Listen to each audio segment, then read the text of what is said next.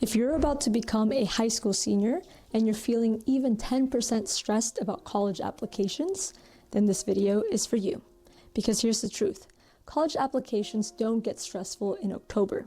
They get stressful because of what you didn't do in June, July, and August. Hi there! If you're new here, my name is Presh, and I started Executive Function Tutors, where we coach students to feel more confident and less overwhelmed in school and life responsibilities. Today, I'm going to show you a simple roadmap on what you can do before June, during the summer, and how to feel calm and in control in August. By the end of this video, you'll know exactly what your next steps are. Level 1, clarity, by June 30th. In this level, your goal is to gain clarity on the colleges that you're interested in, what makes that college interesting to you, and the different requirements they need for their application.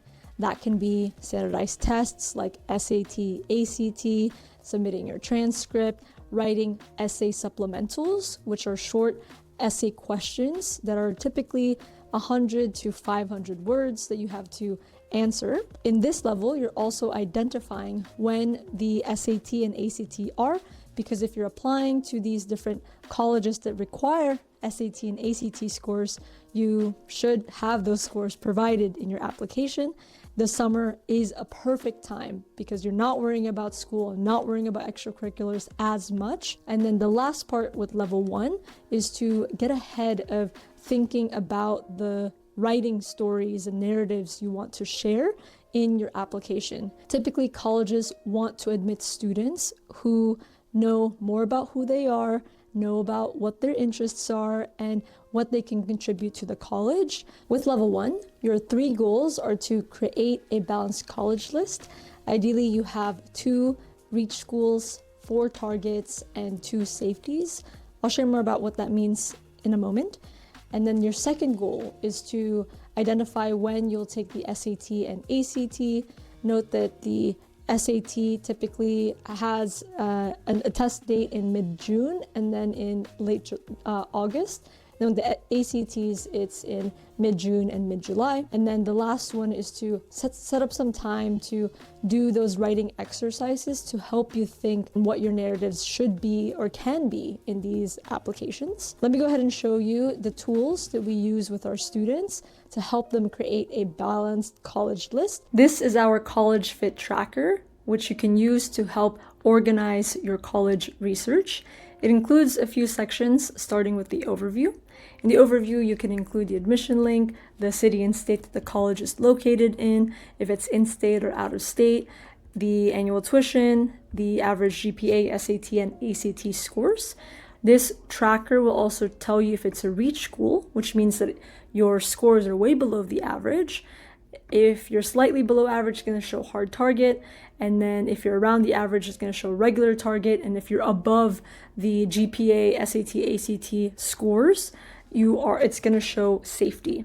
These, again, don't give the full picture of your likelihood of getting into that college, but at least it helps you manage your expectations of the difficulty of getting into that college based on your existing GPA and test scores. So take it by the grain of salt. And then the green here is the application.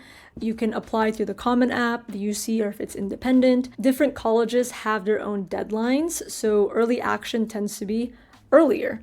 And the biggest benefit of that is that there are less people applying for that earlier deadline, and you have a higher chance of getting in. But the con is if you need more time, you might not be able to turn in your best work. And with early decision, if you get into that school, it is binding, so you will go there if you get in.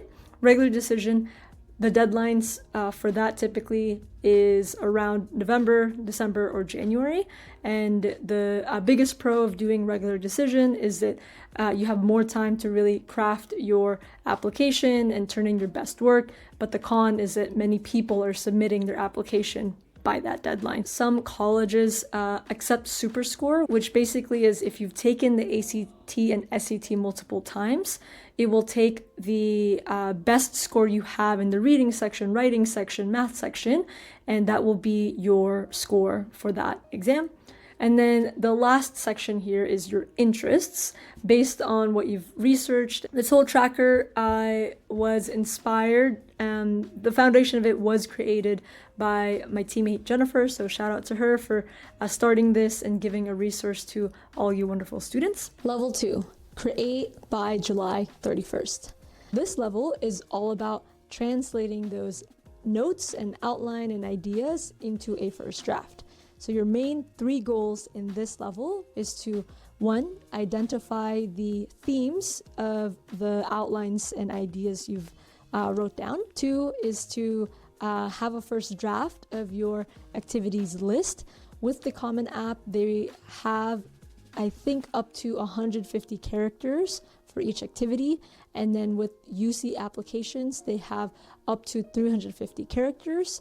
And then the third goal in this level is to have a first draft of your Common App personal statement. This level has a lot of writing, and the common challenge and even mistake that I see a lot of students experience in this level is that they feel like this first draft they're writing has to be the best essay, best draft ever, when in reality that's not what the first draft should be. It should feel messy, it should feel incomplete, but it should feel like sentences are being formed and that you're starting to answer the questions.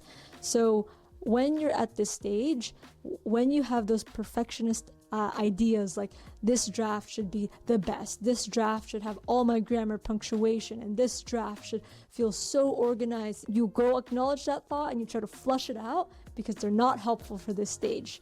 If you found any part of this video useful to you and you are considering or thinking about working with a coach to guide you in each of these 3 levels, then definitely check out our summer program in the description below.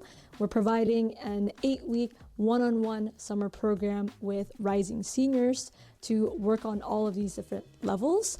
And our goal is to guide you through them and to also help unblock you, especially if you're stuck with thinking about the colleges you want to apply for and what your narratives should look like in your personal statements and supplementals. All right, back to the video. Level 3, confirm by August 31st. By this stage, hopefully you have a balanced college list that includes 2 reach schools, 4 target schools, and 2 safety schools. And you also ideally have started your first draft of your personal statement and your activities list. By the beginning of August, most colleges would have opened up their application portals, so you can and you should start to sign up for the Common App. If you're applying to University of California schools, it'd be useful to also create the application portal, and some private schools like University of San Francisco have their own application portal, so you'll need to go to their own website and create your account. Some schools will have the personal statement like in the Common App schools, and then some schools would have short essays which you can start to see once you have your own college portals. Outside of confirming those different accounts, it's going to be helpful to still continue to write and edit your personal statement and your activities list. Now, going from a first draft to a second draft, you probably will be thinking about how to get closer to the word count or the character count, what parts to trim, what parts are redundant, and what parts do I really want to emphasize in my story. And in this section, you're also trying to make sure you're not having the same sort of storyline. So if you talked about sports for one question, ideally you're not talking about sports in another question. The goal of all these writing supplementals is for you to showcase your different interests, your hobbies, and ways of thinking in and out of the classroom. So you're also confirming the process of your different drafts. And lastly, in this level, you're thinking about who you want to ask for your letters of recommendation. Some colleges will require a teacher letter of recommendation, a counselor, and or a coach, or someone you have worked with if you did a summer job or a job in the school year. When thinking about these people, a good question to ask yourself is this person that I'm thinking about, can they hype me up? Can they vouch for me? And if you have like a hell yes, then for sure you should go and ask that person. speaking from my own experience, whenever people ask me to write like letters of recommendation, I'm always super excited to do it. I never really say no. So I think most people feel that way as long as you give them enough time. And by asking them in August versus September, October, you'll increase your chances of having them say yes versus a no. So with level 3, you're confirming 3 things. 1, your application portals. 2, going from your first to your second drafts, third drafts of your writing supplements, personal statements, and the third is you're also confirming who your letters of recommendations should be, and you're reaching out to them as well. Your senior year doesn't need to be chaotic or stressful to the max. It becomes stressful and chaotic when we procrastinate, when we feel like there's not enough time, and when we feel like we're not giving and turning in our best work for something that we care about. So if you want to make your life easier and use the summer as a way to break these into small, manageable steps, small, manageable levels, you can check out the guide that I have here in the description below. And at the end of this video, please check out that link, make a copy, start it as early as now or by June. And again, if you found this video helpful, make sure to show some love by liking, subscribing to the channel, and I'll see you in the next one. Peace.